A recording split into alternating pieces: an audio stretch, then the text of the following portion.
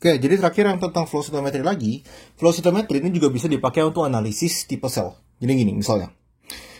Kita ada sel. Biar gampang sel T aja ya, sel T. Jadi sel T. Kan ada sel T sitotoksik. Ya, sitotoksik. Yang ada CD8. Terus ada sel T helper. CD4. Gitu. Nah, kita sekali lagi kurang lebih mirip dengan yang pertama kali, kita kasih antibody. Itu. Kita bisa bikin dia transgenik. Jadi transgenik misal dia kalau dia ngasilin CD8 maka dia ngasilin GFP misal gitu. Kalau dia ngasilin CD4 dia ngasilin RFP misal gitu ya. Atau kita bisa kasih antibody di mana ya antibodinya ini dikoneksi dengan suatu protein fluorescence. Terus kemudian kita tinggal masukin aja mereka si sel-sel ini ke dalam mesin flow cytometry buat dianalisis. Nah, mesin flow cytometry dia bakal membaca datanya, terus habis itu dia bakal masukin ke suatu grafik yang modelnya kayak gini.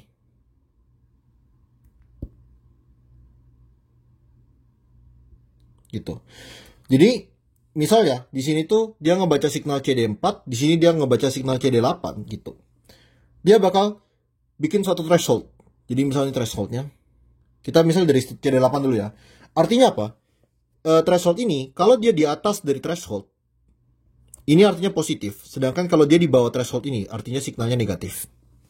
Maksudnya, ketika aku ada titik data di sini, artinya dia positif CD8. Tapi kalau titik datanya di sini, dia artinya negatif CD8. Kayak gitu. Sama untuk CD4, dia bakal bikin threshold juga. Dimana, misal, berarti kalau dia, mungkin aku ke bawah dikit. Berarti kalau dia di bawah dari ini, dia negatif. Kalau dia di atas, dia positif terhadap CD4. Kurang lebih kayak gitu. Jadi, misal kita udah dapat data ya. Aku bakal ngasih langsung data asli. Oke, jadi ini misal contoh data aslinya ya. Jadi di sini ditunjukin ya, ini adalah CD4, ini adalah CD8 gitu. Jadi dia ngebaca data CD4 dan CD8. Di sini artinya mereka apa? Positif CD4 gitu, 4 positif, 8 positif. Kalau di sebelah kalau di Q1 gimana?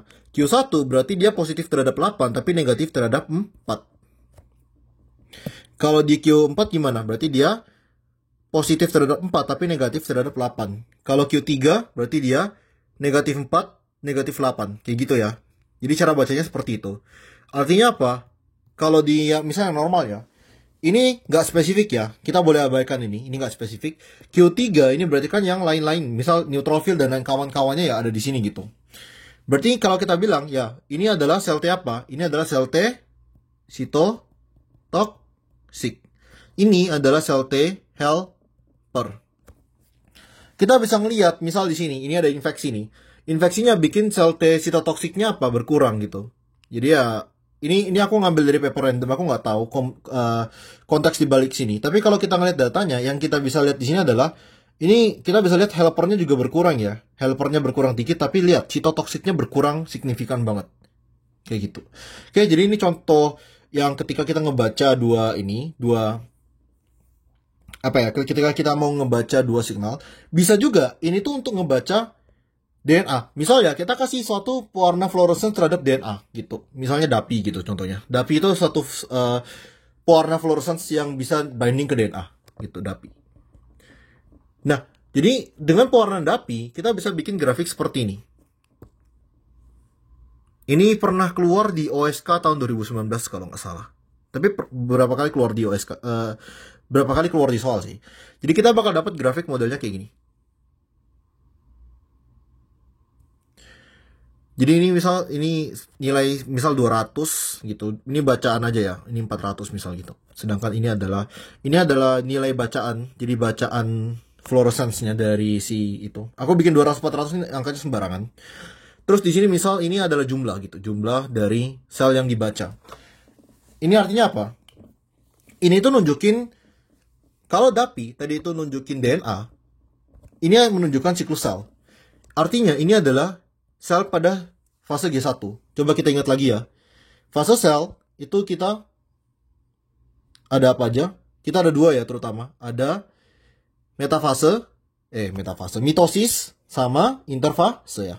Ini mitosis ini ada interfasenya yang lain-lain ya. Jadi yang sisanya ini adalah interfase. Kita ada G1, kita ada S, kita ada G2. Kalian masih ingat? Aku nggak pernah ngajar sih, tapi tau lah ya. Mungkin aku bahas secara singkat aja lah. G1 ini kan fase perkembangan sel. Dan biasanya G1 ini adalah fase yang paling lama di siklus sel. S ini adalah fase sintesis atau ketika sel itu melakukan replikasi DNA.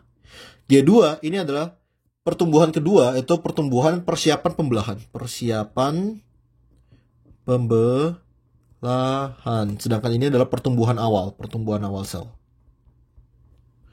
Gitu.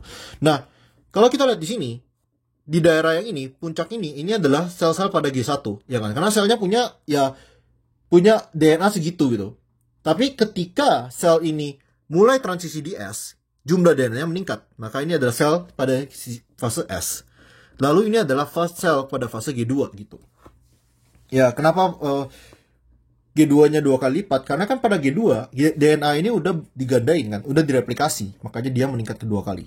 Terus misalnya, kalau aku punya grafik seperti ini, menurut kalian ini gimana ya? Pertama, misal aku ada grafik kayak gini. Misal ini angka arbitrary, jadi 100, 200, 300, 400, 500, 600. Misal kayak gini ya. Ini aku ada grafiknya modelnya kayak gini.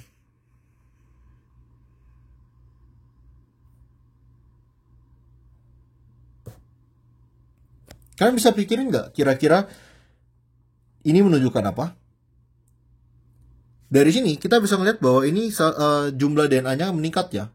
Dari 150 jadi 300. Ini kan meningkat 2 kali lipat. Tapi ke sini dia meningkat lagi 2 kali lipat. Menjadi 600. Ini adalah sel polyploid. Jadi sel polyploid adalah sel yang mengalami penggandaan DNA tapi tidak mengalami pembelahan sel. Gitu. Ini biasanya terjadi pada tumbuhan. Contoh kayak gitu. Atau contoh gimana kalau misalnya aku ada puncak juga di sini. Jadi mungkin di sekitar sini. Kalian bisa tebak kira-kira sel apa ini?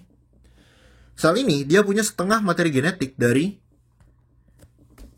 puncak awal ya. Artinya ini apa? Ini adalah sel gamet. Gitu. Ini adalah sel gamet. Dari menggunakan ini kita bisa melihat itu ya. Kita bisa melihat ya siklus sel dan juga persebaran sel pada siklus sel gitu. Atau bisa juga grafik ini digambarin kayak gini. Oh ya, tambahan, ini contoh data aslinya ya, kayak gini, modelnya kayak gini. Jadi kurang lebih kayak aku gambarin tadi. Ini data aslinya seperti ini tapi. Kenapa ini ada G0? G0 tuh bedanya G0 sama G1. Kalau sel tuh lagi aktif membelah dan sel tuh akan mau membelah, itu dia namanya G1. Tapi sel tuh bisa arrest. Jadi sel tuh bisa dia berhenti di G1 doang. Jadi dia di G1 selamanya, itu namanya G0. Jadi G0 tuh ketika selnya tidak lagi membelah. Kemudian, kita juga bisa melihat pakai grafik seperti ini. Jadi, grafik ini biasanya sumbu X ini menunjukkan suatu, kenapa kayak gini? Suatu pewarna DNA. Jadi, si host ini dan juga propidium iodide, itu dia menunjukkan jumlah dari DNA. Nah, kemudian kita di sini ada BRDU. BRDU ini singkatan dari bromodeoksiuridin deh kalau nggak salah. Ya, gitulah pokoknya aku lupa bromodioksiuridin ya, forget it lah. Intinya di sini BRDU itu suatu senyawa yang diambil pada sel yang lagi replikasi DNA. Oke, jadi kalau misalnya kita ada sel yang lagi di G1, terus kita kasih BRDU, si sel ini nggak bakal nerima. Si selnya tuh dia nggak akan terima gitu.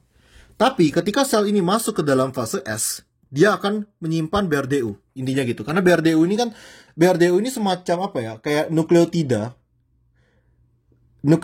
Dia kayak nukleotida T lah, intinya kayak nukleotida timin. Nah, ketika sel tuh lagi replikasi DNA, sel tuh bisa jadi mengambil BRDU terus dipasang di DNA-nya kayak gitu. Artinya, ketika kita ada peningkatan dari BRDU, artinya apa? Sel itu lagi aktif membelah. Tapi kalau selnya tidak aktif membelah, jadi di G0 atau di G2, sel itu lagi aktif replikasi DNA. Ketika sel ini lagi aktif replikasi DNA, dia akan ambil BRDU, makanya dia meningkat di sini. Sedangkan kalau dia tidak lagi replikasi DNA, dia tidak akan mengambil BRDU. Jadi di sini kita ada G2 sama G0. Oke. Di sini kita bisa lihat bedanya G1 dan G2 adalah ya, di sini kan ini kurang lebih angka segini. G2-nya tuh punya DNA 2 kali lipat dari G1. Sedangkan itu ya S-nya ini kita bisa lihat ya, kalau dia ini lagi replikasi dia ngambil BRDU, sama ini juga lagi replikasi dia ngambil BRDU.